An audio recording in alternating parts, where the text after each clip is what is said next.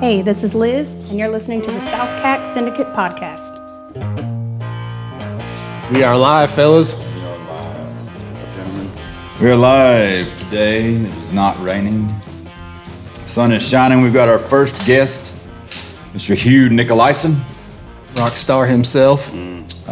Serial entrepreneur. Shitty airplane pilot.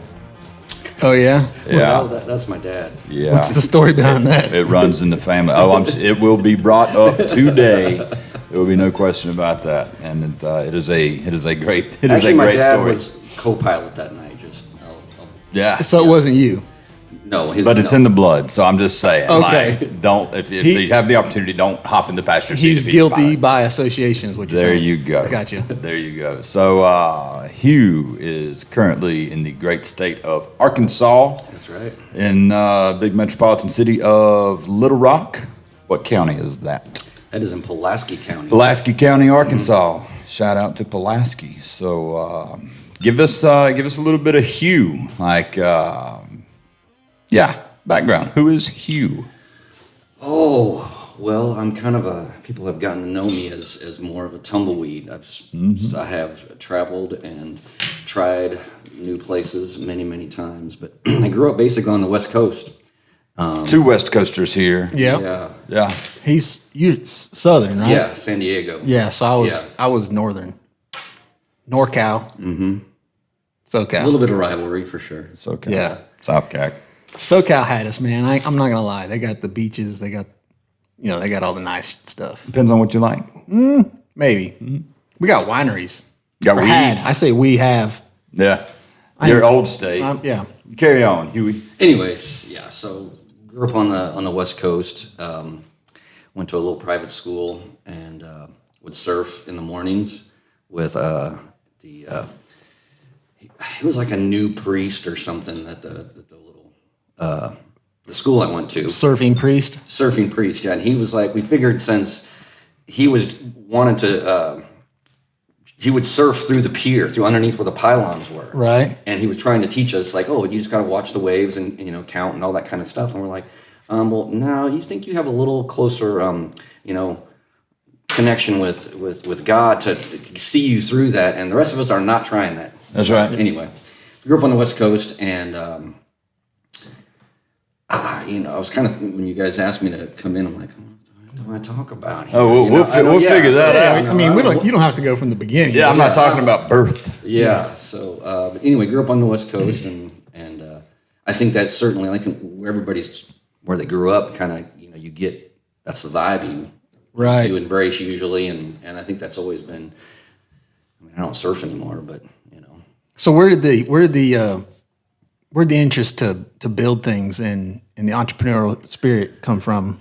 Well, really, because you're definitely that guy. Oh, maybe. I think most of my stuff has been rooted in apparel or fashion. I've always liked that, and music, right. and which is art, basically. Yeah. I mean, it's a form of art. Yeah, it's the release we were talking about last week. Right? Yeah, there's some kind of creativity has to come out. Right. So I remember like high school probably it sort of really hit me like it's kind of you're kind of figuring yourself out and all that stuff, and I just living in San Diego, we always thought Los Angeles was cooler. So anytime we could, we'd go to Los Angeles. If we ride with some older friends that had a car or would go or whatever, and we'd sneak into places, and I just remember always like looking at, because like San Diego was just like full on at least at the time was like beachy, and LA had the music and the rock star stuff and people dressing cool, and it wasn't just surf trunks and flip flops. Right, it's more eclectic. Yeah. So I was always more drawn to that, and as I got older, I would always find always wanted to have some kind of something that not everybody else had, and so I'd go to Los Angeles with friends or whatever, and we still here? Okay. Yeah. Oh yeah. We find some cool little shop somewhere and buy whatever shirts or jewelry or those kinds of things, and so I think that's sort of where that interest started then, and then we buy some cool stuff, and I think even before we were 21, we'd sneak into like the Whiskey or the Rainbow Room, all these cool places that have all this cool music history. Now, back then, it was it'd been around for a while, but anyway, so we'd sneak into those places, and then as So I mean, you seen those guys doing that stuff, back in the day, and you're like, that's this is cool. Yeah. You know, I just want to be around this sort of lifestyle. I like that, you know. Yeah. I don't necessarily consider myself musically inclined. I love playing. I can pick around a little bit, and I really enjoy that. But you know, I don't think I had an interest necessarily in becoming the dude on stage as much as it is cool. I think I've had businesses where I'm comfortable being up in front of people. I mean, I don't think I know you really well, but I think I know you well enough to know that, like, just like Jared and I, it's easy for you to get bored. You know, you got to be like kind of looking for something. Always moving, creating the next thing. Yeah. You know, or if that thing is interesting enough, you know, if it's good enough to keep your interest, then it kind of keeps you motivated in that space or whatever. But yeah, I mean, that's. So you caught the rock and roll vibe. I think I caught the rock and roll vibe there. And Kyle, just to circle back around to what you just said, it's absolutely true. I don't think it's like an ADD thing. I think it's my mind is always wanting to create. You want to be challenged. Yeah, so a current story is we just had a mural painted in our dining room, and it's the Helm of Awe. And my ancestry comes from Denmark, so I like the Viking vibe and stuff like that. So I had this huge mural painted, and the artist that came in and did it, she was kind of finishing up that particular evening, and it was almost done, and I was just staring at it. And so my brain starts thinking, all right, what else does this room need? I'm already moving. And the artist, was talking to Carla, and because the artist kept looking at me and was like, is everything okay? Is everything okay? And Carla was like, no, he's fine. He's just taking it all in, and his brain is cooking. So, but I think that's always like that. So you're absolutely right. It's something that, whatever I'm doing, I like to, how can we do it better? Or how can we, what's the next thing? What's the next evolution of what that might mean? Right. So never being satisfied with what you, and listen, to me, that's not a bad thing. Somebody said, I remember who it was. They were like, man, I got OCD. They diagnosed me with OCD when I was a kid. Everybody said I was challenged or whatever. He's like, man, it's a gift. That's right. OCD is a gift. Yeah. I don't know if that it's a blessing and a curse. Exactly. But I think you catch both sides of it. I think that goes with everything in life, though. But it's a gift to the people that have OCD, right? But it's a curse to the people around those people that have OCD that can't comprehend what OCD is. Maybe so. Right. I guess it depends on the level of OCD you have. Right. So let's go to where kind of you and I met. The year was probably 12 years, 2010. Yeah, probably 2010. Somewhere in there. 2010. 2010. Damn, that was long ago. 10,000. It hadn't happened yet. 2010. You had an apparel company called HueWear. I was playing music at the time, and we decided we'd all meet in Nashville, downtown Nashville, during a music festival. CMA Fest? CMA Fest. Was it CMA Fest or was it something else? No, it was definitely. No, was it Fanfare back then? No, not in 2010. That ended like 99. Hey, well. No, I think the first time we met was yes. Dean's studio and Dean's office you were upstairs recording, at Southern Discomfort, maybe. Yeah, second album. Yeah, that's right. And I think I just said we did like a little event there, something with HueWear. Yeah, and we had some music artists that had just kind of formed friendships with, via social media, and some came, and Jared and I forged what'll probably be a lifelong relationship, friendship, and so far so good. Yeah. So far so good. So, anyway, so I think I had come to Nashville. That might have been the first time, and then the time where we all spent most of the time together was definitely CMA. Yeah, so it might have been the next year or that summer. With HueWear, I was literally built this company in the basement. That's right. With a good friend of mine. He and I partnered on this business, and literally in the basement with the screen printing stuff. Yeah. And we did all that stuff. And at the time, to promote it, I didn't have like big dollars to go do stuff. I literally printed the shirts.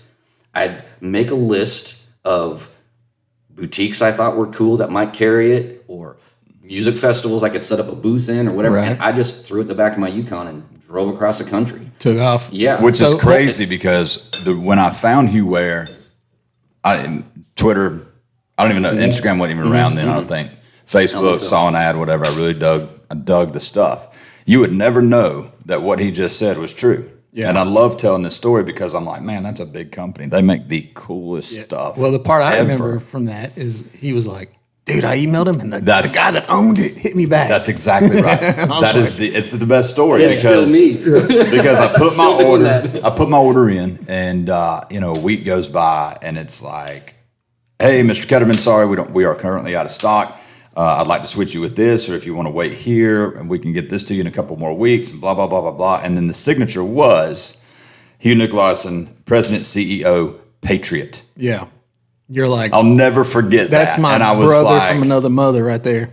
Oh my gosh. And so if you have any questions, call me or something.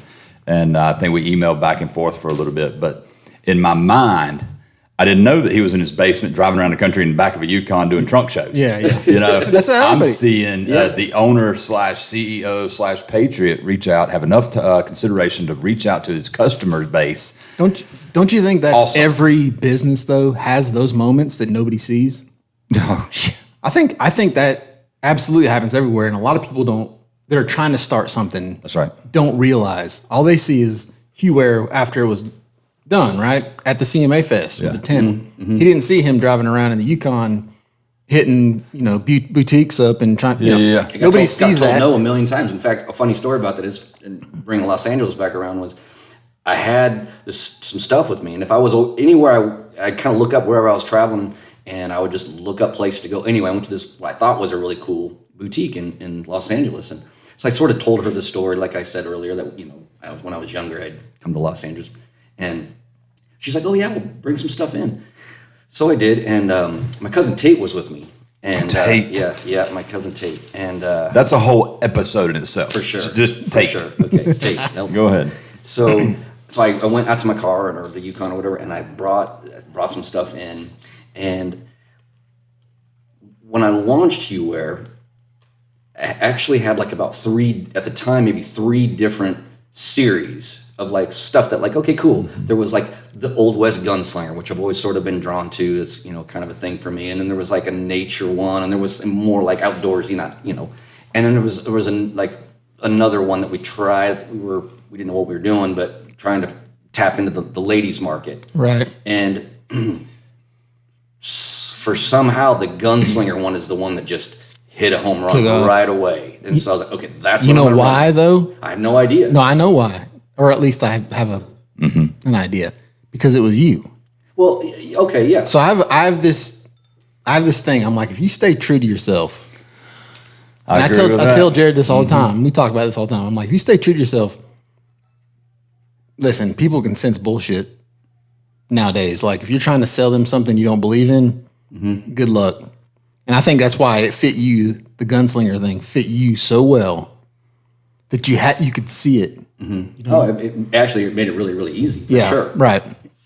Versus you trying to get in a market you didn't care nothing about. Right. Yeah. So anyway, go ahead. Sorry. So I brought some shirts out, and because the Gunslinger stuff was going so good, that's what I brought in. Looking at some stuff that they had in there, and I put it down, and she felt the quality of the T-shirt, and she was looking at the designs, and she spent a lot of time. She was just quiet, and I just let her do her thing, and she was Asian, so her English was a little broken, but pretty clear. And I'll never forget, and Tate and I bring it up, text each other nowadays, the same saying that she said, and it took me a moment to get it. But what she said was, no riwawa. And I didn't understand what she said. No riwawa. And then Tate's next to me, and he leans over, he goes, no revolver. No riwawa.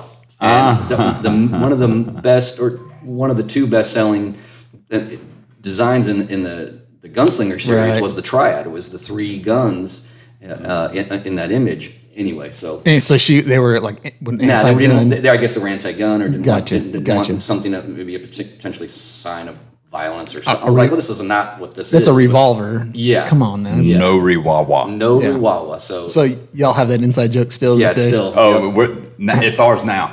Yeah. No riwawa. No riwawa. I like it. That's a great one. Yeah. So you went from trunk show to I'll say no, I don't even want to say semi-retail at that time. What I remember is trunk show to artist, right? So I always say anybody can take 6 degrees of separation and immediately cut it in half, more chances than not. You know, I think you can really get to the person that you want to get to in less than 6 degrees. Mm-hmm. I agree with that, except for, and this is where I think he excelled probably, was getting to that person is one thing. Actually getting that person to respond or listen to you is another thing. So he was just picking up the phone. I mean, so if you think about what cold calling is in today's market, it's like, this is Bob. Yeah, bullshit. Your name ain't Bob, dude. Yeah. You are not in downtown Detroit, okay? This is a lie. But, and Hughes cold calling the same thing. You know, I need to get the first one, I think I remember would have been like Colt Ford. That was at that time. And it was Colt Ford. We did Bridget, Cowboy, Smo, and it was just like all these artists. And I remember Colt Ford dropping a picture on the tour bus on Instagram. Yeah. He had the Triad shirt on. Yeah. The no wah-wah? The no wah-wah. No re-wah-wah. No re-wah-wah. No re-wah-wah. I've already shortened it. No Volver. And so it was like, I remember we were at the lake house here in South Carolina, and we were just like, we made it, because when Hugh makes it, you make it. We make it. Yeah. Right? When I make it, Hugh makes it. And I'm the same way we feed off each other as well. We do. You're right. So it was like, we made it, like, here we are, and it's on stage, and then other artists did, Hugh did signature series stuff. Yeah. You grabbed Paige Wyatt from at that time, the Gunsmoke. Not Gunsmoke. Yeah, there was a show called Not Gunsmoke. That was the name of their store. Oh, that's the name of their store. It was called American Guns. American Guns, Discovery or Travel or somebody. Discovery had it out. It was a good series for a while, and did the contract with her. Mm-hmm. And then we had the trailer. Matthew Huff, Chelsea Ray, Lee Gibson. Yeah. Somebody lost the keys. Paige White. I mean, I don't want to spend so much story time. Yeah. I want to talk about the rise of Hugh Ware, and then what happened. Hang on one second, because I want to get back to a point that you made just a second ago, and that was the fact that you celebrate wins of your friends. Absolutely. So I think that's a really, really good point that a lot of people don't realize, is that you should hang around people that celebrate your wins. Mm-hmm. Because if they don't, you get hater. But, a lot of people out there have friends or whatever that just hate on what they're doing. You need friends around you that celebrate your wins. Because if they don't celebrate your wins with you, you need to get rid of those folks. And not give me free shit. Support your friends. They need, if you're starting a business, support the guys that are supporting the business. Yeah. Not, hey, can you do me a favor? I know you're just starting out. Yeah. When we opened up retail for the first time, first week, 10 people. Hey, would you like to make a donation for this raffle we're doing to raise money? I'm trying to raise money myself. I'm sorry. I got bills to pay. That's why we went retail. So you've got all these signature artists. So kind of walk us through what happens next with the apparel. Online sales are booming. Yeah, online. You're packing, you're shipping, you're printing. When the first time that I felt like, holy crap, this is working, was I was in Colorado for some event, and those things were all starting to take traction around the same time. And so it was moving really fast, and it was great because we were at that point where we couldn't keep up because it was me and Josh still. Mm-hmm. Oh, yeah. That's it. And if I'm on the road, it's Josh back there. And Josh is doing artwork for you and shipping and receiving, Printing, shipping, stacking boxes, everything. One-man show. Talented dude. And amazing. And so I remember I was in Colorado for some event, and I woke up the next morning, and it was, it was happening, but it was like, when I woke up in the morning and checked the sales from, because I think had gone to dinner and all that stuff, and I checked the sales from overnight, and I want to say maybe I'd had the deal with with Paige Wyatt, and I woke up and it was like $2,500 in sales while I was sleeping. Yeah, and I was like, I made it. Yeah. You know, This is the ultimate goal. Yeah. I was like, I just made money while I was sleeping. Well, that's what you hear. That's the epitome of passive income. When you can sleep and your dollar amount is X per hour while you're sleeping, that is always the goal. You know, so that was a big moment. It was really great, and so I think that we were. I don't want to miss the Seneca part. So yeah, we won't, because I want to get into like the functional part of what he did. How did you seal the deal with Paige? Like, how did you? So funny story. I'm in Nashville. It might have been the same trip I came out while you were in the studio. Okay. And I had reached out to, Jared is the one that said, check this show out. You should send them some stuff, because that's what I did. Yeah. Connector. To the last episode. Connector. Yeah.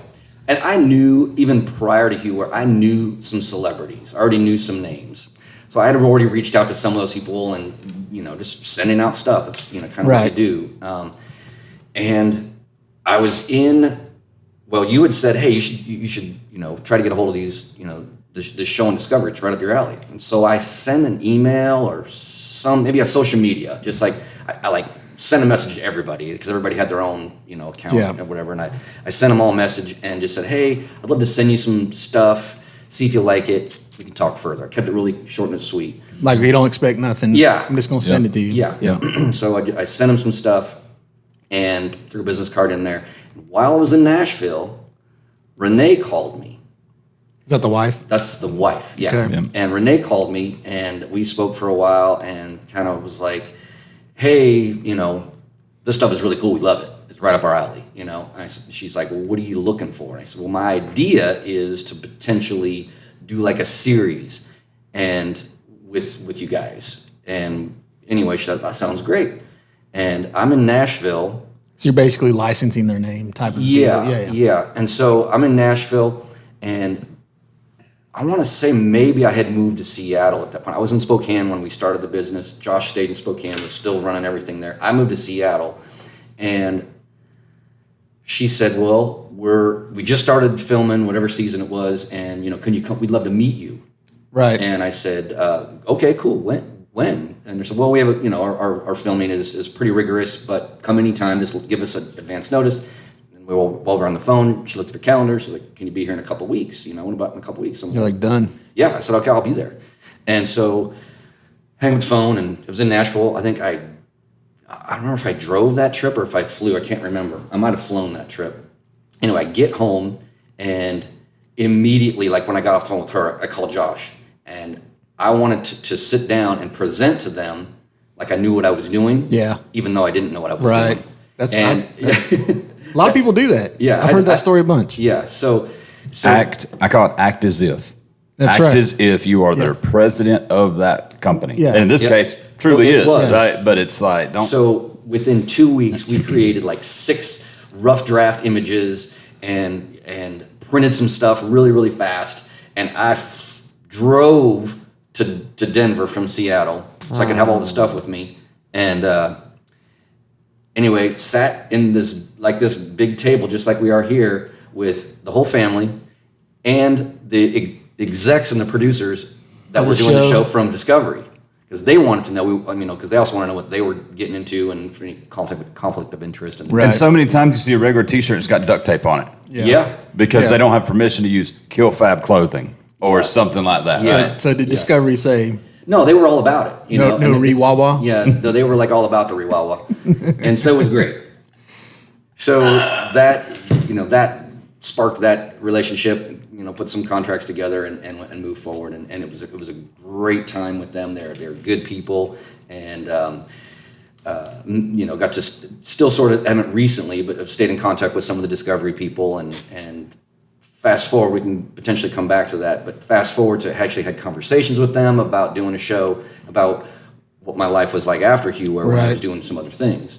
So we never did anything, but it was this is your show after Hugh, Life After Hugh. Yeah. Listen, the one thing I wish he would have done was Hugh Force One, get a tour bus, travel the country, and film every bit of it. I'm telling you, that could have been a reality show in itself. That's a sore subject. Why? Because he asked for my old tour bus. Yeah, I know.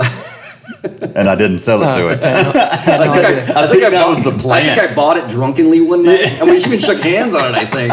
And they're like, he wrote you a check that sat in the drawer for 3 years.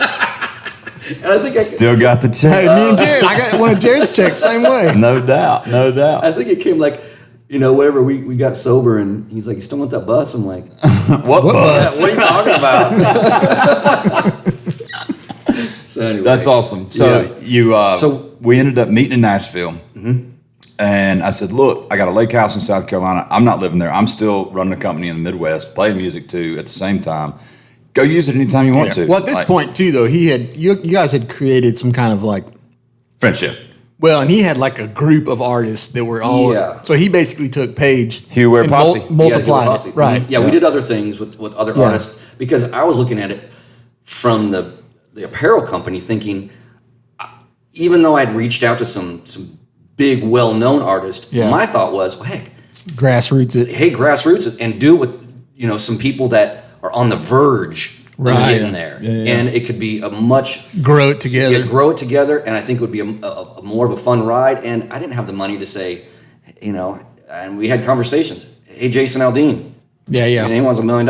It's to wear a T-shirt. Yeah. So, I mean, whatever. Well, and, I'm not using him as an example, but, Yeah, and Aldean didn't really fit what you were trying to do, too. I mean, I think that's where... I mean, you stayed true to yourself with Paige.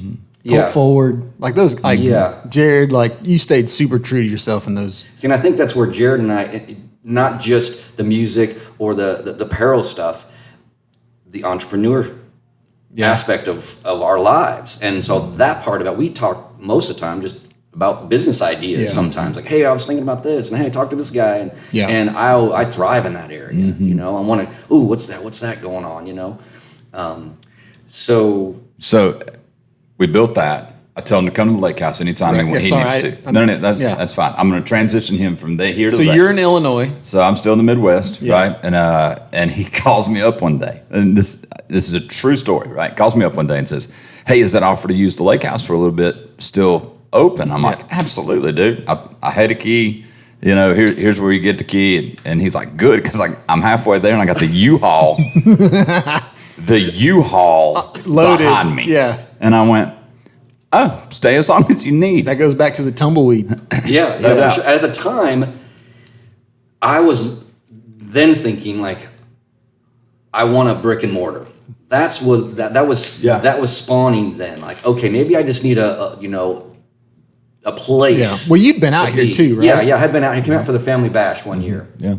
So you'd already seen the area. I'd already been out here, and I was like, oh, this place is awesome, and so we had some conversations, and this is before I ever bought my first building. Like I didn't even know that I was ready to start buying up towns. You weren't even here yet. That's right. Yeah, that's right. So I was thinking that way in terms of a brick and mortar, and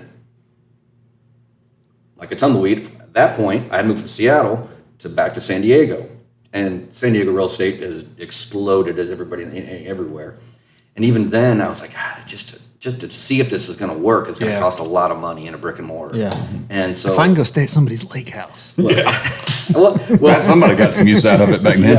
Well, it was kind of under construction. Yeah, it was a total bachelor pad. It was a lot of good times, a lot of fun. Yeah. But so I looked at some online, like how much was commercial property. I didn't know anything about but I really just sort of needed a home base to incubate the idea, because I'm always let's incubate that, and not all of them works. We're all try lots of stuff, and some win, some don't. Failure is the best lesson. Yeah. So I was like, okay, let me just dip my toes into that and see what it's like.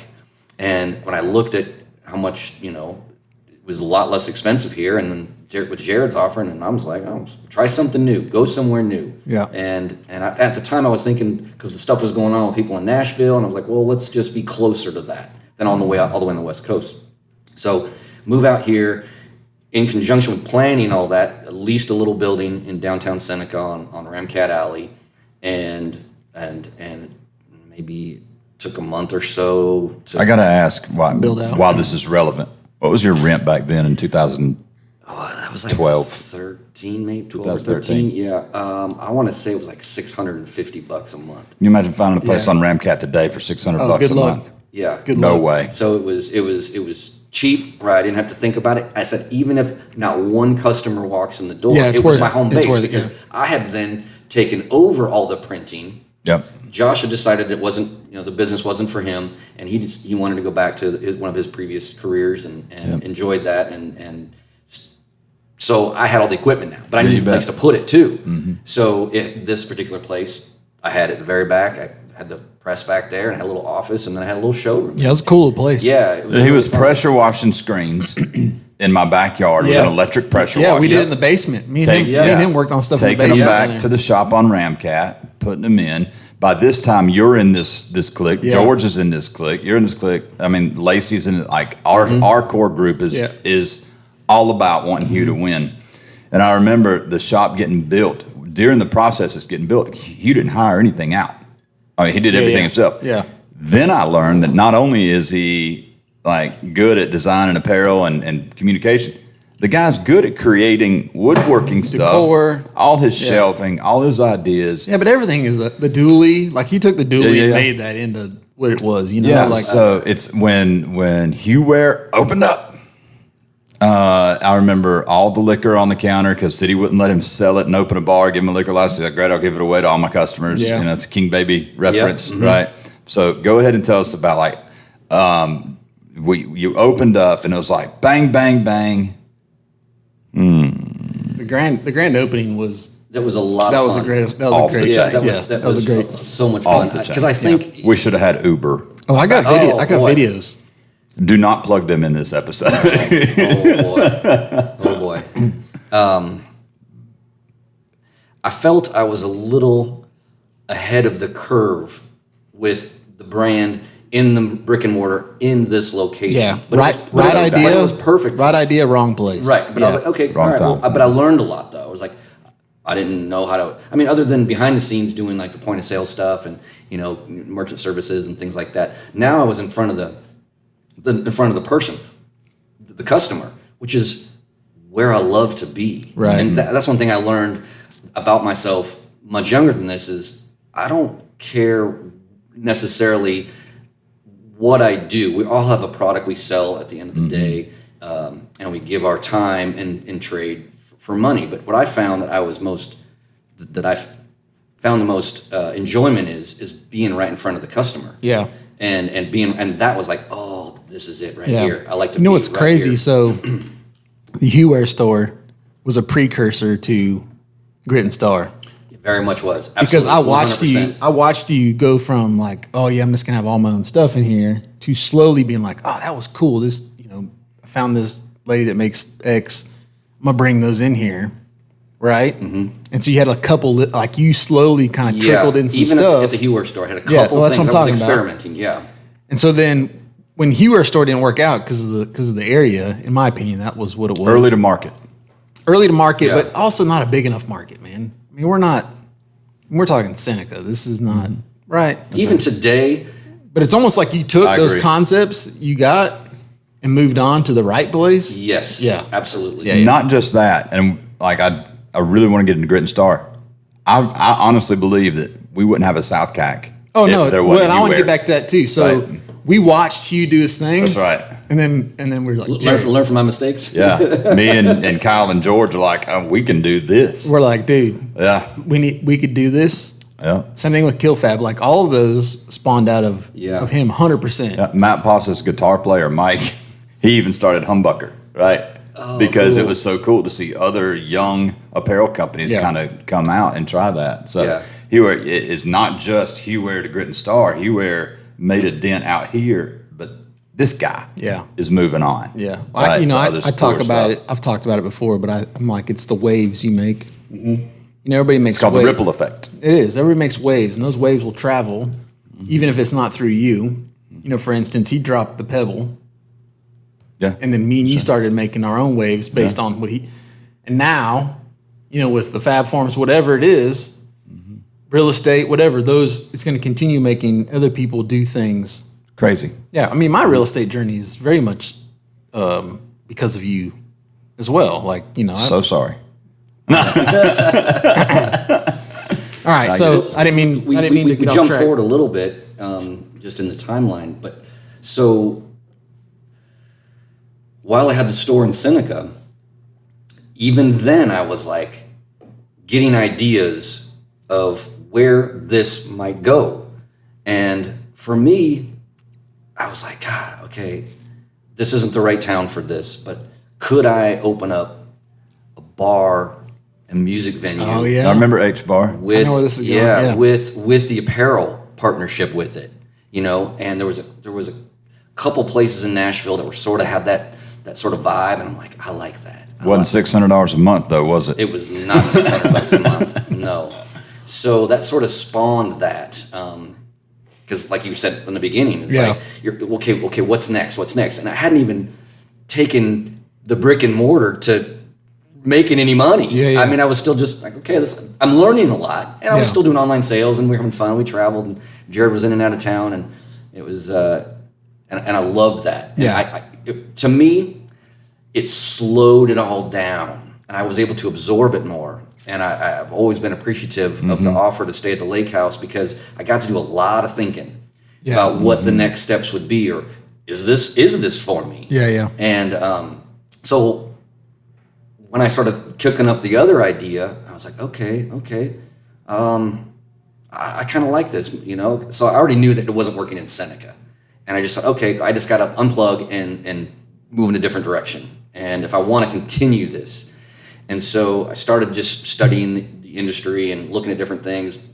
I was in and out of Nashville. I wanted to do there. So I kind of just was like, you know, I'm gonna kind of rough draft a business plan. Yeah. And normally with me with businesses and stuff, I just kind of, that's as far as it really ever gets, because it's like I either just say I'm putting my money where my mouth is, and I'm going to go for it. Chips all in. I don't have to know What's a business plan? I don't have to know every little I know what he's aspect. talking about. I agreed. So I just was like, oh, this sounds cool. Everybody's business plan looks different. Yeah. So I started like formulating sort of a business plan, and an ex-girlfriend's father was a corporate dude, and everybody who knows me is like, I'm pretty much, that is not my world. Yeah. I never worked in corpo America. I'm sort of anti that stuff, and so I forge my own way through it, even if, you know, I don't make $1 bazillion. I'm doing it my way. I don't care. Anyway, well, he had all this. He was from corporate world, and we always talked about business, like when I dated this girl, and it was interesting because, you know, I was getting a different perspective of things. Of course. And I always want to absorb and learn, and okay, cool, this is something I don't know anything about. And part of my idea with H-Bar was, could I franchise this?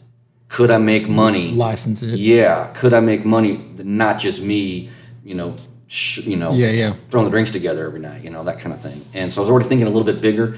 And he used to own a franchise. And so he knew all about that stuff. And I thought, let's have more and more conversations. So we did. And we ended up deciding that we were going to partner up and do this. And so when I moved forward on that, it took 100% of my focus. And Hugh got left in the dust. Right. I knew I would come back to it, or I thought I would come back to it. And I just had to focus all of my energies on learning about that industry. And so then I moved to Austin, Texas. A lot more moving parts. And it was just too much. I just couldn't. So I had to just, and it was still getting, I had some stuff that I just kind of made a bunch of stuff at the end and had it in boxes so I could ship out some orders and stuff. And I finally I kind of just had to unplug. Anyway, focused on H-Bar and, looked at a million different, locations, and found the right one that could fit the budget and went for it, and had so much fun creating it. Yeah. And I think that's it wasn't small either. No, I seen it. Yeah, it was a big cool. I actually wish I would have been able to go experience it. That would have been. It was awesome. I remember flying into Austin, driving up to Spicewood. Spicewood, that's where I lived. Yeah, I think that city slogan is a little south of weird or whatever, something like that. Yeah. And it was Spicewood. That's because it's south of Austin. Because Austin's like stay weird. I don't know if it's south of Austin, west. I don't remember. Yeah, it was like southwest. Well, Austin's motto is like stay weird. Okay, so if it's south of weird, Spicewood was a little bit south of weird. Then and in that's Spicewood, some people fans would know it, but Willie Nelson's ranch was literally like mile from H-Bar, about a mile from my house. Yeah. There's some rich history. The Pertinalis music, River. The Pertinalis River. Right. Right you had there. the most banging house I'd ever been to. The one on the It hilltop. sat on the edge of the house. cliff, and you're like 1,000 feet down to the Pertinalis. And I remember throwing a paper airplane out the dining room, and it just went right. And then the coolest music little venue there at that time before H Bar opened was Pootie's. Yeah, he was the Pootie's old on the tour hilltop. manager for Willie Nelson. He opened that place a long time ago. Yeah, and I got to give a shout out to Adam Hood. Yeah. Saw Adam Hood there for the first time, which was really cool. So that was a great. We were there every night. Pootie's Yep. on Hilltop. That was a good. That was a fun trip, and I really needed that because I was at the time we were like we all know everything gets delayed and costs more money and was in that mode. We were close because I think you bought the ticket because we were supposed to open. You were coming in for grand opening. Yeah. And Sonny Ledford was going to play, and I had to like pull the plug and all that stuff at the time because we just weren't ready to open. I remember that. And so you'd already have a ticket, and you're like, I'm coming anyway. So good, I need a little break because I was tired. So got H Bar open, had so much fun. I love just being around the music and learning about the intricacies of that world. It was just so exhilarating and fun. And what's the best thing you learned while doing that? Now keep in mind, the idea came, the real estate came, the build out came, the opening came, right? So what's the biggest thing you learned at that point? The best thing. The best thing was patience. Tell me the worst thing. Patience. Business partner. I had my business partner ended up turning bad. Yeah. And sometimes you don't know somebody until you're with them a little bit, and come to find out, he really didn't have the experience that he sold me on, and I was so grateful that even at the time I owned the majority of the shares of the company. I wanted to retain that, and so that I had absolute control, like way more than 50% kind of thing. So just so I could steer it. And anyway, the business relationship soured, and I mean, I don't know what. And we exit H Bar. That was the history of H Bar. Yeah, so I exited, and Well, and it goes back to the fact that it probably killed it for you.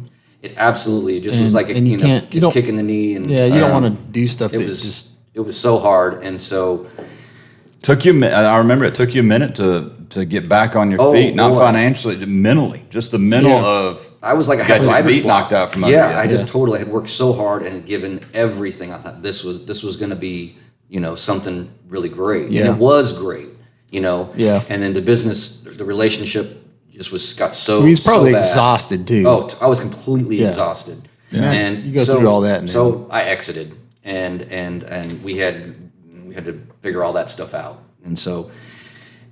And it took me a while. You're right. It took me a while. I felt the only thing I could attribute it to in words was writer's block. I was like, I remember you trying to pep talk me like, well, just fire up Hewer again. Boom, just plug right.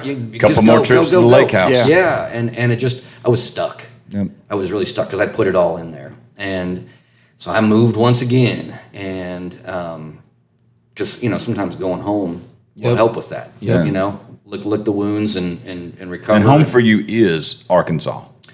Well, it is now. Yep. Yeah, but I had gone to Arkansas, and we had a family ranch at the time, and so I spent a lot of time there, and the family was selling it, so it just gave me a lot of like mental time, and kind of like rewinding back to the conversation of being here prior to that. So I had some time to just think about things, and so I moved back to California then, and I thought, okay, all right, I'm gonna. At the time, I was kind of kicking around like, wow, maybe I did all this work and I know all about it now. I'll open up another joint, but maybe not as big. And, I was kind of going through that. And I thought, nah. Then, Grit and Star idea. All right, with that, we got to pay bills ourselves, right? Yeah. So we're going to get a little word from our sponsors, and we're going to, right after that, we're bringing Carla Case in as well, who is a partner of Grit and Star. Rock star herself. And has her own band as well, which works really well with the rock and roll theme of that. So we want to talk about a little bit of that as well. This is Liz from Weston Co Tap Room. If you're looking for a great selection of craft beer, friendly customer service, and a great outdoor space, come see us in Walhalla, South Carolina.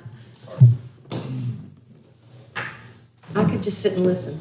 It was. You can grab that chair, Miss Case. Need some more whiskey? I'd love You some good? more whiskey. Yeah.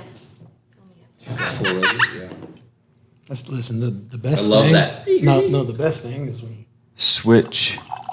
Carla, there you go. No, you're fine. You're fine. Just take that one. That one. There you go, because I think it'd be easier for you to I'm getting some tonight. roll. Wow, dang. Okay, so I guess she's more than a partner in business. Okay. Yeah.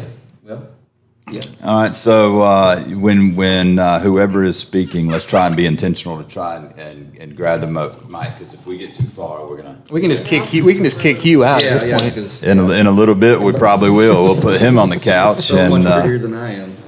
go from there. So just remember to try and get as close as you can. So, Cheers. Cheers, guys. Cheers. I didn't get you. So You see a theme here, don't you? yeah, I do. I sure do, and you're It welcome. would get real interesting if we can get Jared drink some whiskey. with You're us. welcome. So we're in Arkansas. We before Carla Case was in the picture, not we, Hugh. There's a beautiful penthouse downtown. I remember getting the picture sent, and all of a sudden I'm digging Little Rock, Arkansas. Yeah. I actually bought my first tour bus in Winfield, Louisiana. And we had to come through Little Rock that night. And so we're driving this bus, and it was like, oh, we need like a case of beer, like for the rest of the trip. We're going back to St. Louis.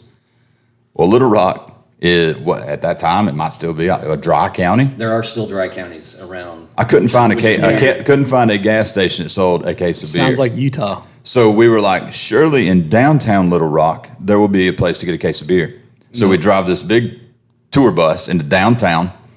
It's 1:00 in the morning. Like, nothing changed. Exit Little Rock and keep on going. We had to go, I don't know, all the way to Bentonville or into Missouri before we found a case of beer. It was insane. So that's the only time I've been into or through Little Rock, but beautiful city. Yeah, so I was back in California, and Grit and Star idea was kicking around, and I want to say, I don't know when I got it, but usually if I have an idea, I'll buy the .com and I'll grab all the social medias, and I had done that already. But I didn't know what it was going to be for Grit and Star. For sure, yeah. I didn't know what it was You going can to be. scoot over a little bit, Hugh, if you want. Absolutely. I liked the name, and You go ahead and let's slide that. Carla's kind of getting blocked here by the. I'm going to make a slight adjustment here. See, we should have done the ad roll. Yeah. While I'm trying to figure all this. There we go. I like this stuff. We need to get some of this stuff for our studio. Can we'll just use it at home? Just have it at the home. Yeah, We can. that'd be the best way. Yeah. Yeah. Yeah. So bend that down. Okay. Bend that down. There we go. Yeah, that's Bend that better. I want my up. whiskey. There you go. Okay. All right. Figuring this Let's out. make sure that that's the. you will wear it if You're it. just if gonna you have to don't. grab it like this. Yeah. We have Yeah. it's on the wrong Yeah, side. there you See, go. one day when you're on episode like 48 Yeah, or whatever, 11. We'll have this figured out. yeah, we'll have it all figured out, and it won't be. Can't wait. I can't wait for those days.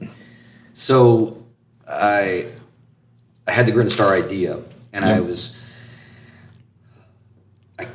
again in California, commercial space. I wanted a brick and mortar. It brought me back to thinking. I had some time to think, and I loved having the brick and mortar with Hugh Ware. And I'm like, I'm going to do this again. The people, the events, Yep. yeah. And so I was like, I'm going to recreate that, but evolve though. I wanted to move it. I didn't want to kick the same can. Step it up a Yeah. notch. Yeah. So I looked around the country and was like looking at different cities, and I had family in Little Rock and spent some time there. And I thought, I looked at like how much was cost to on average to lease a space, and it was affordable. So I thought, I'm gonna try this. So moved to Little Rock and got this. I was like, you know what? It's affordable enough, and it's a cool enough city that I could get. Like, I never lived downtown. All my moving around, I never lived like downtown proper. Yeah. And so I found this little condo that the guy wanted to sell it, but he was willing to lease it to me. I said, I'm just moving here. I don't know if I'm going to stay. And he was like, cool, And so signed the lease, and it was this little teeny studio, like 683 square feet on the top floor. Like an open. Yeah, it had this garage door, loft style. It sort of had a bedroom, but it was kind of all open. But the best part, that it had this big, huge glass garage door that went up into the ceiling. It completely went away. Faced Main Street? No, penthouse faced like the river and the interstate. And if you walked to the edge of the balcony, you could see kind of downtown. Yeah, gotcha. But the view was like... Yeah, it was awesome. So I loved living there. And it was what I needed at the time. I was like, okay, cool. I pressed the reset button, and so I immediately started, kind of looking for space. And I got with a commercial property manager and kind of told him what my idea was. And we looked at a bunch of different places. And right literally across the parking lot from the building that I lived in, there were 3 little teeny commercial spaces, for rent, or that they leased. They were all full though. I said, well, if one of those comes available, let me know, because maybe I just need to. Again, I'm trying to be right there. Figure it out. I wanted to be right there, but also like, let me incubate this again. Let me just make sure, without investing too much money. And so I was there a few months or so, and right across the street was this cool little place called Dugan's Irish Pub. And right next door to it, the same family owned this little liquor store, convenience store, little neighborhood market thing. Well, I'd gotten to know them and walked across the street one day and getting some Jack Daniels or something, and not something. I was getting some Jack Daniels. And I'm in there, and the wife of the owner was there, and she goes, hey, weren't you looking for some commercial space? I said, yeah. She goes, I think one of the people's moving out right across the street. I literally walked at the door, called my guy, and I said, hey, somebody's moving out. Somebody's moving out, and I'm taking that space. I didn't know how much it was. And so it took a couple of days, and the guy that had a business there was like this little scooter tour. Segway. Yeah, it was a Segway shop. And he gave like tours, and it was pretty cool. But he was trying to sell the business. I'm like, I don't need this Segway. Get out of the way, man. So negotiated the lease, and he was going to be out in a couple weeks or something like that. This was January or February of 2020, and maybe it was in January I saw it, but he had needed some time to get his stuff together and move. So I got the keys to the place around the 1st of March. Well, we all know what happened in March of 2020. The world shut down. Yeah. And at first I was like, oh, crap, I just signed a lease, you know? And what am I going to do? And then I'm thinking, oh, this is perfect. It's going to give me some time to get it stocked up. And immediately put paper in the windows. And I was like, okay. So I, of course, reached out to the property manager. And they're like, well, you're good. Because I was like, oh, shit, I don't want to have to pay rent. We don't know what's going to happen with the world right now. So they were really cool, and they said, no problem, let's just wait this out and see. Coast it out. Yeah, so then I want to say it was, I don't remember if I had met you or not right then. I don't remember. No, I'm just trying to think of timeline. Had I already signed the lease? I remember, yes. You met me months before that. I did? Yeah, you did. Oops. He came walking in the bar at Dugan's. You can talk in the side of that microphone too if you just want to put it right between you. So he came walking in the bar. My band was playing at Dugan's. And what was the name? What's the name of your band? The Carla Case Band. Right across the street. Right across the Yeah, street. right across the street. She lived in the lofts, kitty corner. So y'all were neighbors too. We were neighbors. Right, We didn't know each other. I knew immediately that I needed to know him. Oh yeah. He walked in. You just got that vibe. He didn't look like anybody in the place. True that. That's your jam right there. Yeah. And I walked over to him and sang to him. Now, you were singing when I think of Yes, you walked in. I was singing. Oh, I'm sure he ate that up. Sang to And him. he sat down at the He bar. ate that up. His And I head. walked- Oh yeah. His I head literally went. walked right in front of him and sang to him. Tell him the song.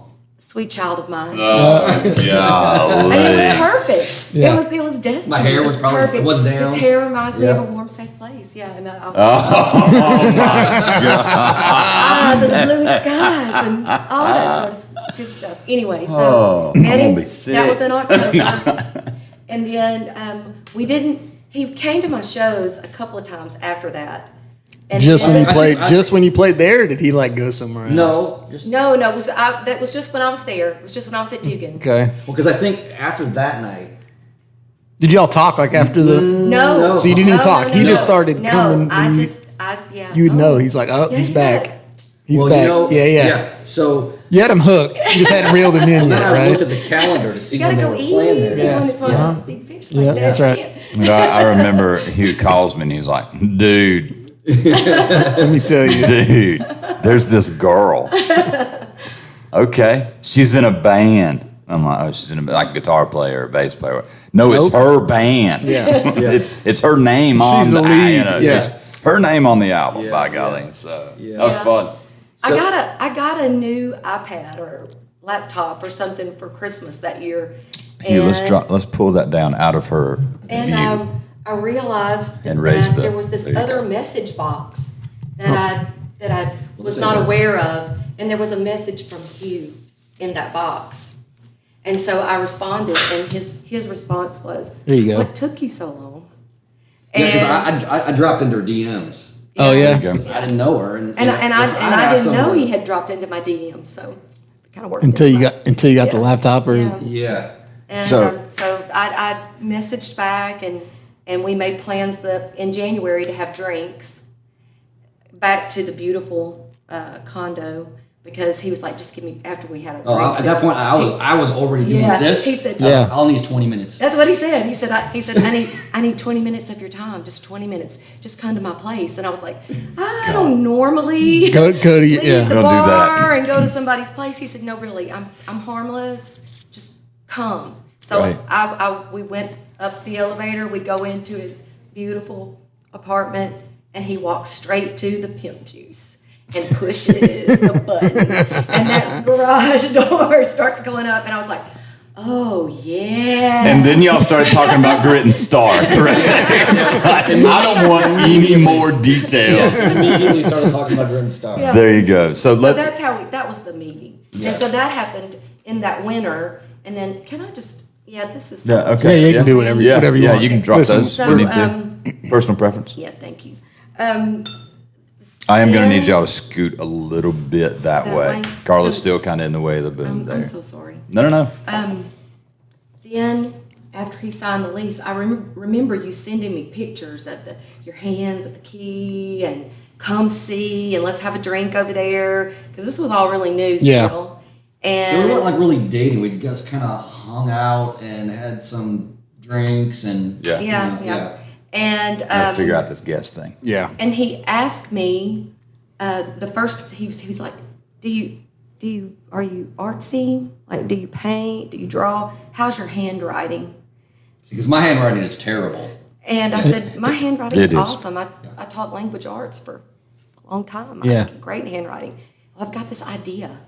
And that's when I knew that we had something there, was when he said, I've got this idea. Well, It made the hairs on the back of my neck stand Yeah. up.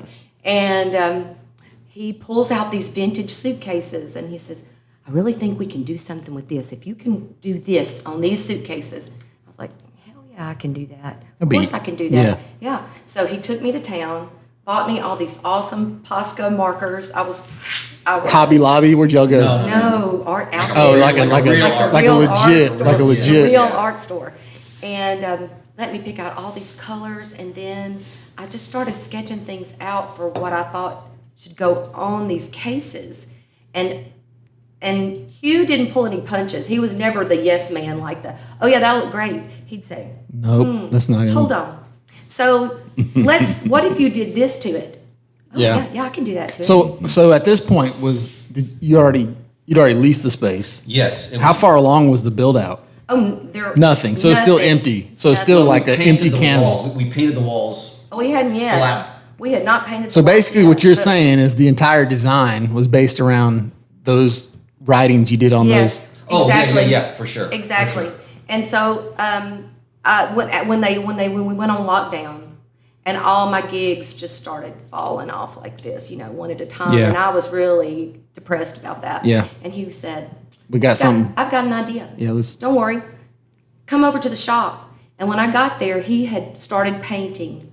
Everything was this flat black. And I walked in and I said, it's a canvas. And he said, yes. Yep. And he said, we're going to go get some more paints. And I'm going to put you over here in this corner. And just whatever you think. Whatever you feel. Whatever you feel like.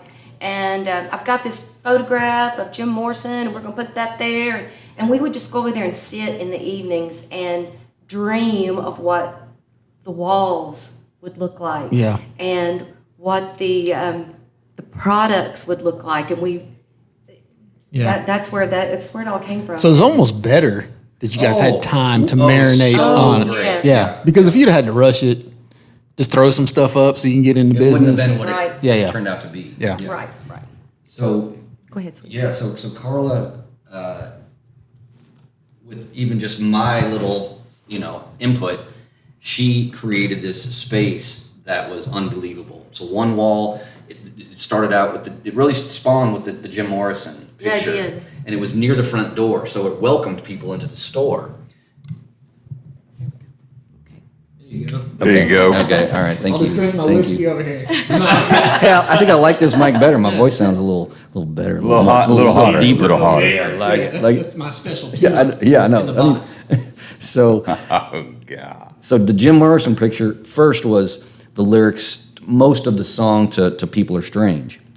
And I thought how fitting for people to walk into to Grit and Star. So strange. And it's okay to be different. It's okay to be strange to the outside world. And I said, this is a great thing to welcome people right in the front door there. That turned into this really cool, like trippy, collage. Kind of, yeah, very psychedelic.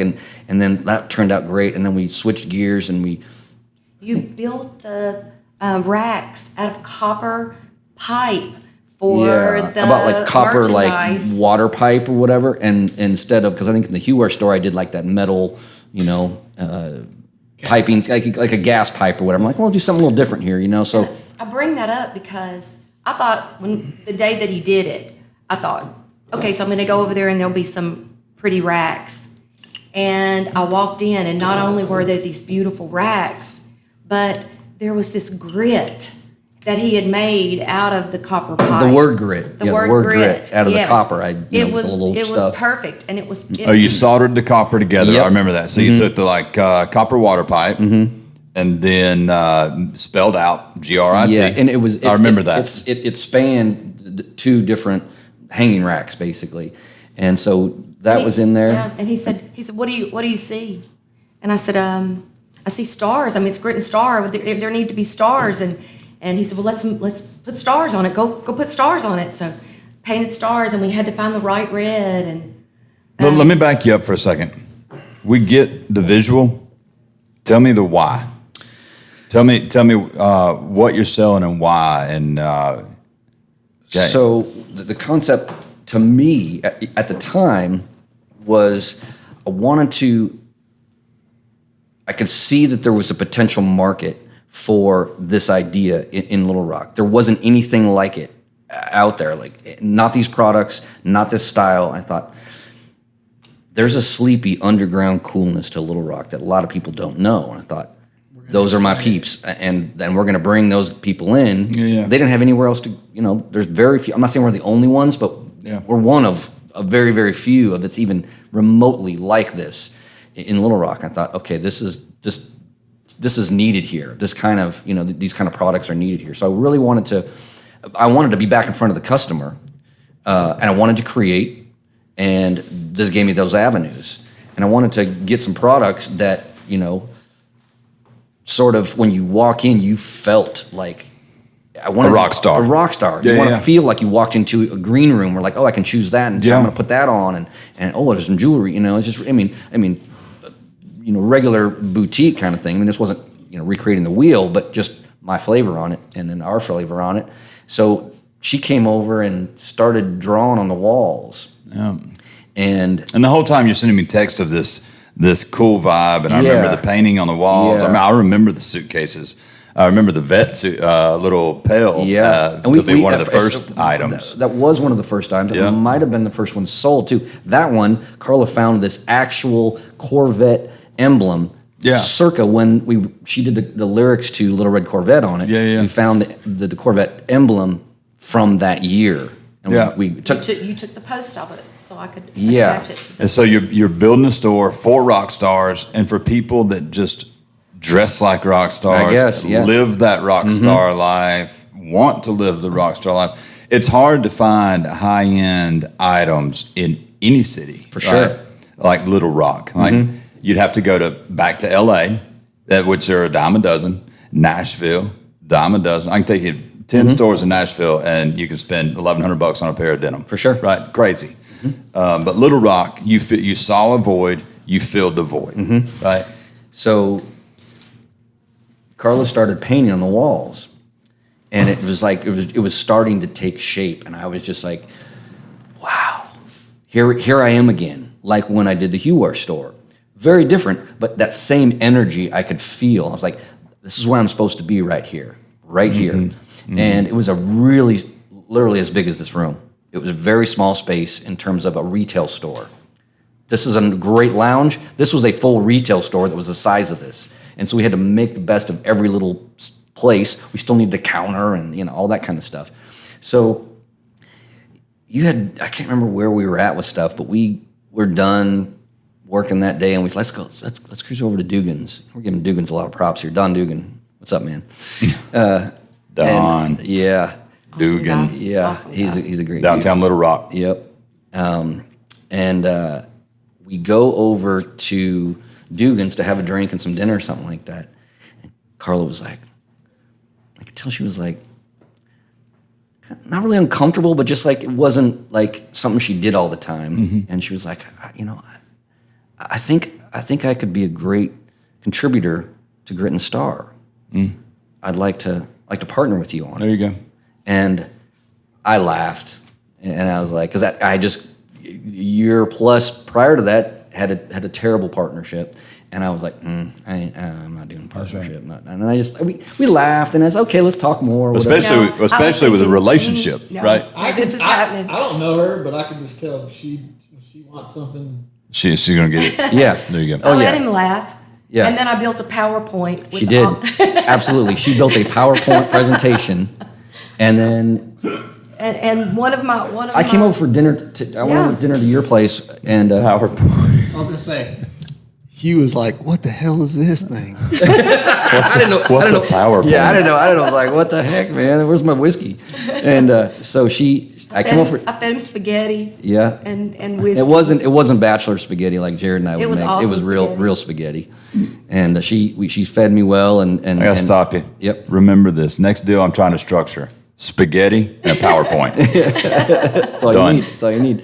So she did that, and this was a couple weeks after our first conversation about it. And so I had some time to stew on it, and she had continued to do more artwork in the store, and I thought, this is the exact partner that I need for this. And I didn't give a shit about the PowerPoint presentation. I'd already made up my mind, but it was cool to see, and she did a great job. And he laughed. It was funny. You liked it. I did. It was great. Obviously, you're partners. Yeah, and so within like 30 days, I amended the LLC and we signed a partnership agreement. Cool. And I quit my job. she quit her job to work it full time, and so we had this small little space. And I remember the first COVID was like, that was in March. Everything was shut down, and it came to be like November, and we were kind of ready, Paper was still, and we were telling no one what was going on in terms of this, other than like you guys. Like, here's some pictures. That we were doing no social media posts, no nothing, because we didn't know when things were. We didn't know what was going on. But I was like, okay, I don't want to hype this thing, and we've all done things and like coming soon. I didn't want to do that. I just want to be like, we're open. Dude, how many businesses announced coming soon? COVID hit. Yeah. And either they kept posting coming soon or they never opened. Right.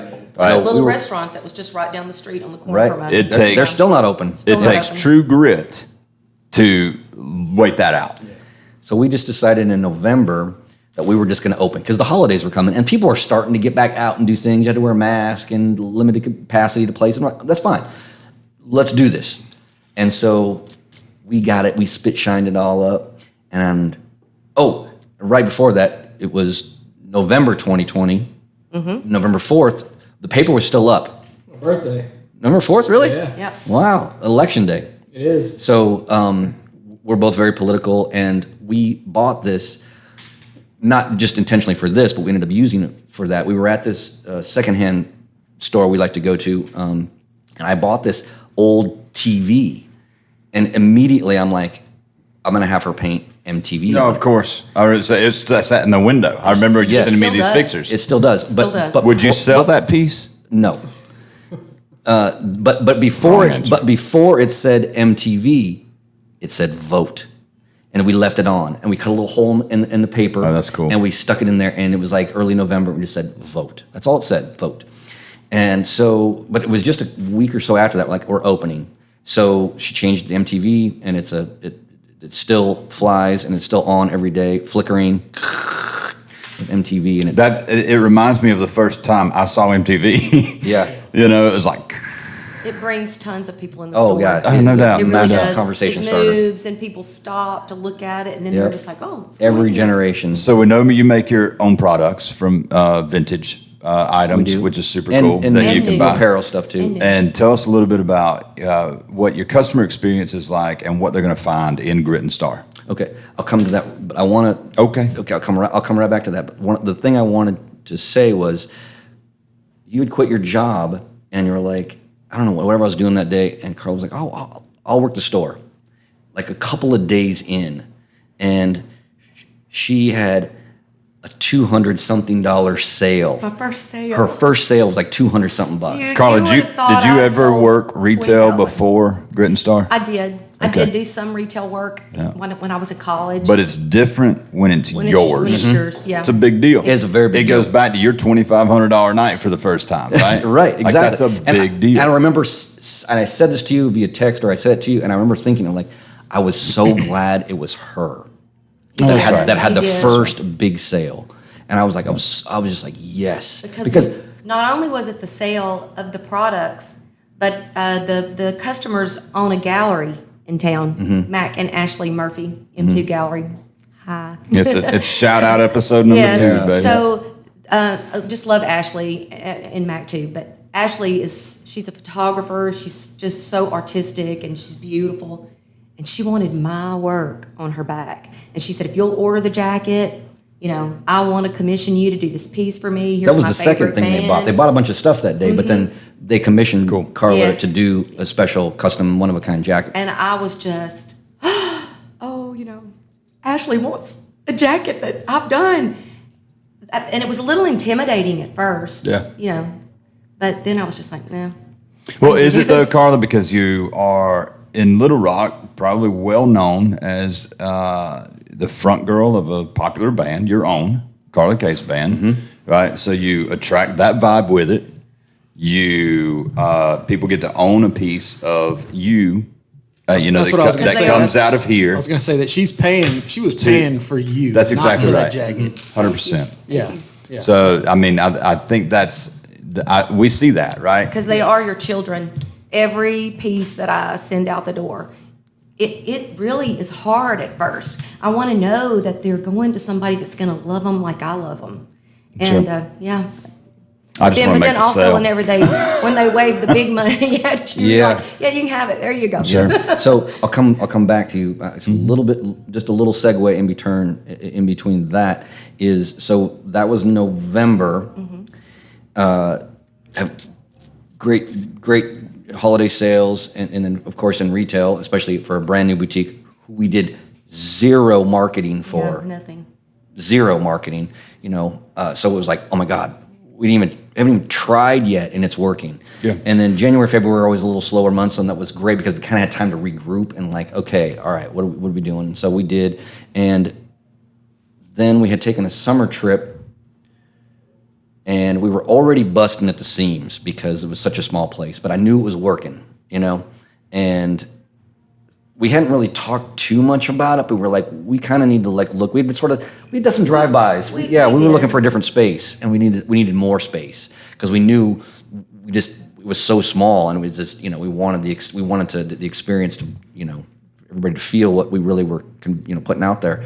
And we were on a trip, and Carla was, sitting in the passenger seat, and she was Shotgun driver, and she saw that this boutique that was around the corner from us, who had a bigger space in a better location too. We were in a good location, but this was a better location, and it was already a boutique, so there wasn't going to be some big TI and a bunch of big build out. Great. So that was like, ooh, okay. So I immediately called my guy and I said, hey, we're out of town, but we'll be back. We want to go look at it. We want to be the first people to look at it.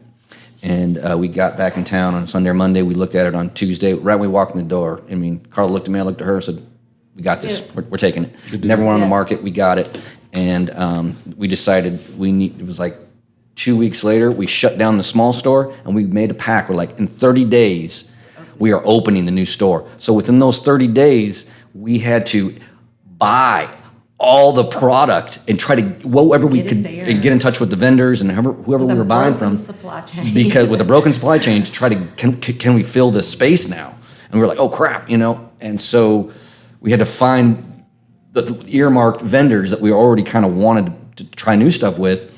Could you get it to us that fast in time? Not just in 30 days. Like, can you have something to us next week so that we can tag it, inventory it, place it somewhere, that kind of thing. And because this particular space, when we moved, all we did was paint, which was great. It was so easy. We painted, and we immediately went to work on finding more artwork and more, the ambiance stuff. And we had some stuff, and we bought some stuff. But we had really set the bar high for ourselves with the little store. Oh, because we had all that time to paint and get ready. Yeah. And then we had 30 days, and we were like, it has to be open. It's still got to look great. Yeah. It's got to look great. It's got to fit the theme. It's still people walk into the new store, get the same experience. Gotcha. And then so we did it, and we kicked it up a notch even. We just, okay, we're going to throw some money at this, and we did. So tell me about that experience.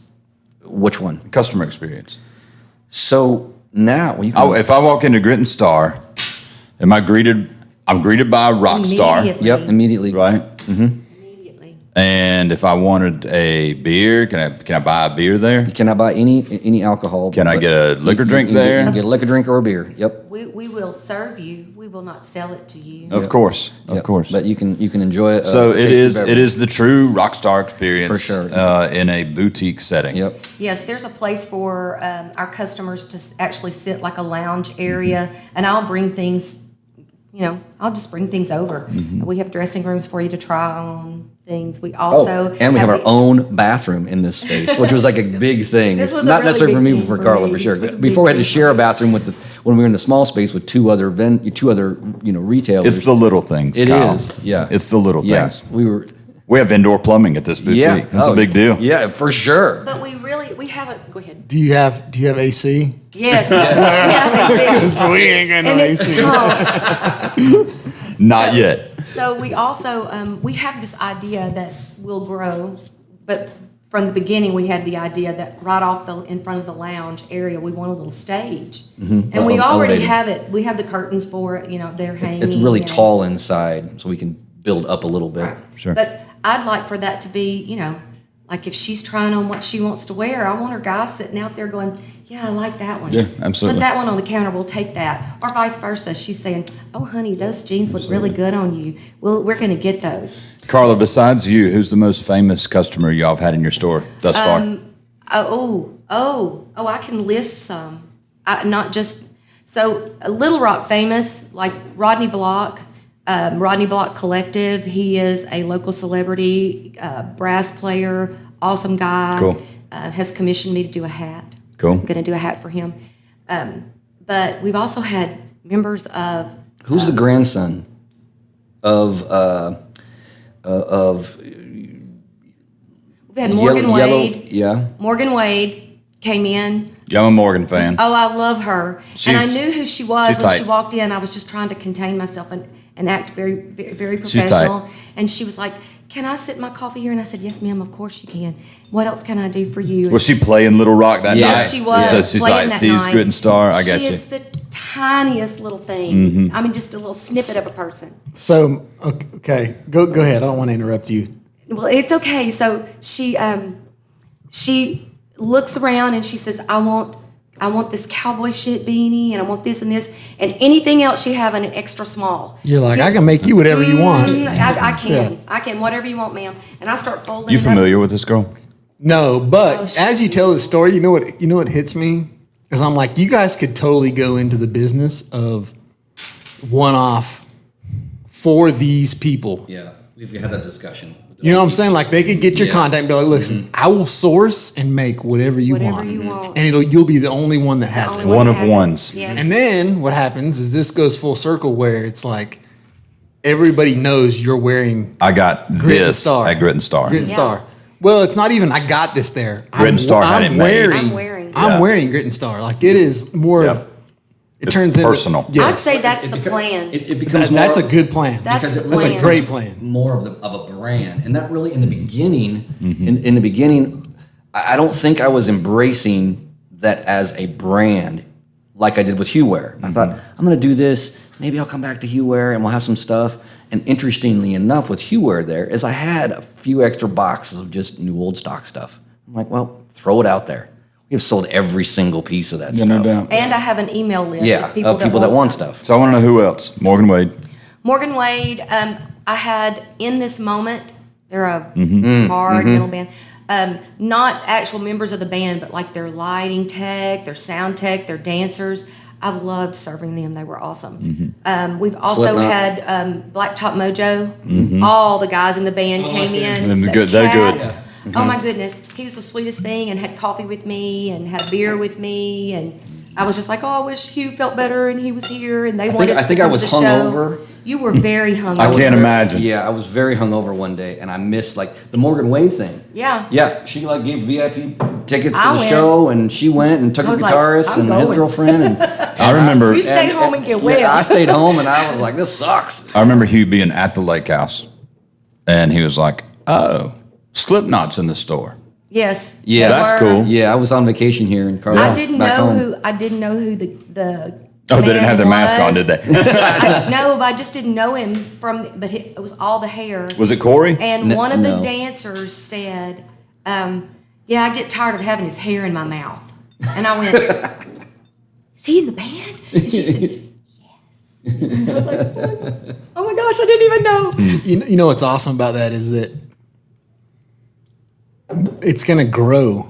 That sure. kind of stuff is only going to get bigger, right? Right, and I love that. Those folks, they're hearing about you from somewhere. Yep. They're not just showing up randomly. Yeah. We have a plan. I mean, I know it probably feels like that, but they're not. I'm telling you, Can I say where I think There's some a of it movement. comes Sure. from? There's a movement. you can say whatever you want. So Travis Grigg, he's a local Little Rock guy, and custom designs things for the members of Alice Cooper's band, and has really stepped up to the plate. He likes us and wants to be a part of what we're doing. You don't have on one of his shirts No. today. You did last night. Purgatory Clothing is his brand. Also Exit 12. He does recording. He's got a little recording studio in East End, Arkansas, which is just south of Little Rock. He's a great guy. And he's like, I'm gonna start telling my friends about you. I want my friends to visit you, and That's cool. yeah. And so I think that having friends in the community has helped us. We use a lot of Little Rock talent. Besides Travis, we've got Michael Schaefer. House of Schaefer is his brand. We've partnered with him on a new series of T-shirts where we're doing iconic artists in rock and roll, as But well like our as take, album. our collective take on our what, take the on imagery. it. He is pretty well known in Little Rock for his black line on white, and I was just like, Michael, we're going to do it different. We're going to do it black with white line. Let's. Do you remember going to King Baby and seeing all the pictures of all the people that was wearing King Baby? And it wasn't photographs. It was literally the cover of Rolling Stone, most of them, GQ, all that. So we had the idea of all of our guests, we're going to grab a picture, and we're just going to start framing our wall of fame. Cool, right? cool. So Yeah. the name, like, don't be scared to go up to somebody like Miss Wade and say, hey, Morgan, we've got a wall of fame here. Can I grab a picture with you? Thank you for your service, and throw it up there. Next time you're in here, ask for the next time, right? You got to ask for it. Next time you're in here, I'll have you sign it. Yeah. Like, you really need that in Grit and Star. We've started doing things like that, certainly with the pictures and stuff, but then We've got the symbol. we do. From So Kingdom's Collapse. a couple months ago, an up-and-coming artist at a Little Rock, Alexis Red. she had wanted to do a video shoot in the store.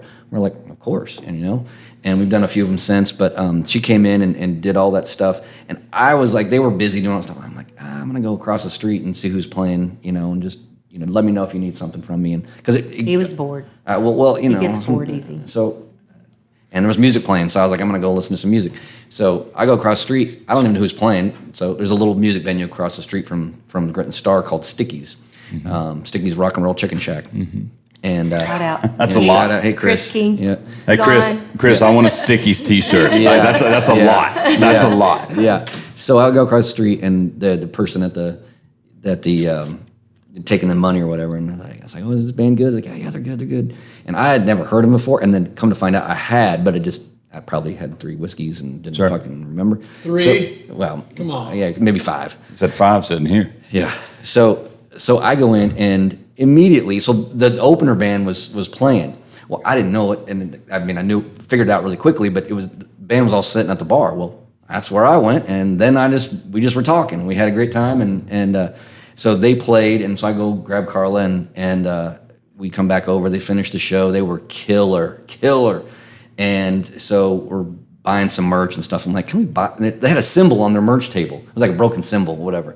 I'm like, how much is this symbol? And he said whatever it was, and I said, well, if we buy it, we all sign it and take pictures with it. Like, absolutely.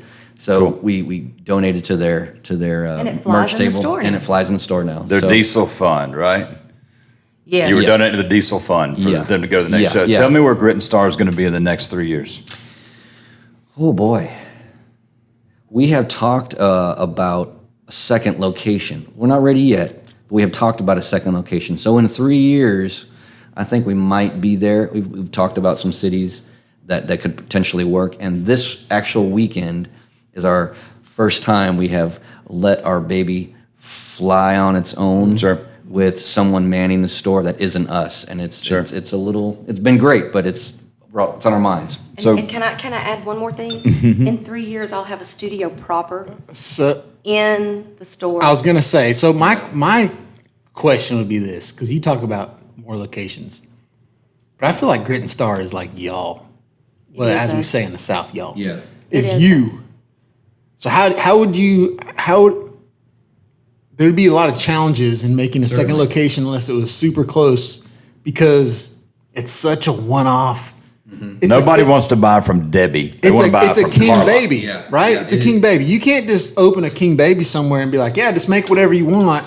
We're just Yeah. going to call it King Baby. That's not going to work. Yeah. Right? It's got to be our y'all. brand. Right. Yeah. So it may not work. We just had conversations about it, and it may be one of those things where we just find a different space that more accommodates the growth of Grit and Star. Or- if we need a full studio, we have a home studio, but we probably need a working I'd studio love at the store.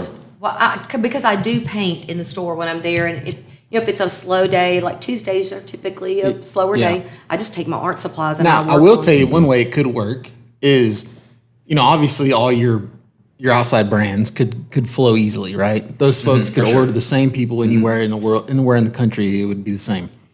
But then you could have your own personal studio where all you guys do is make what you make now, but make it in tenfold, Right. and then send those Out. to whoever, right? You could do that, I guess. Yeah. So- I think it just is really interesting for people to see the process. Oh, people really, really dig that. When you're working on something, they're like, I what try are you to keep working it on? hanging Yeah. right there in the store. Like the jacket that I just finished, when I coated the black with the black leather with white first, so that I had something to make my colors pop. And I had this one guy that works at the library. He's one of the maintenance guys, and he'll stick his head in there. I was like, "Oh, I see you put some new stuff on that jacket today. I watched it. I walked by here last night. I saw you had you know." It's the process. It's interesting to hear feedback on people are paying attention. Yeah.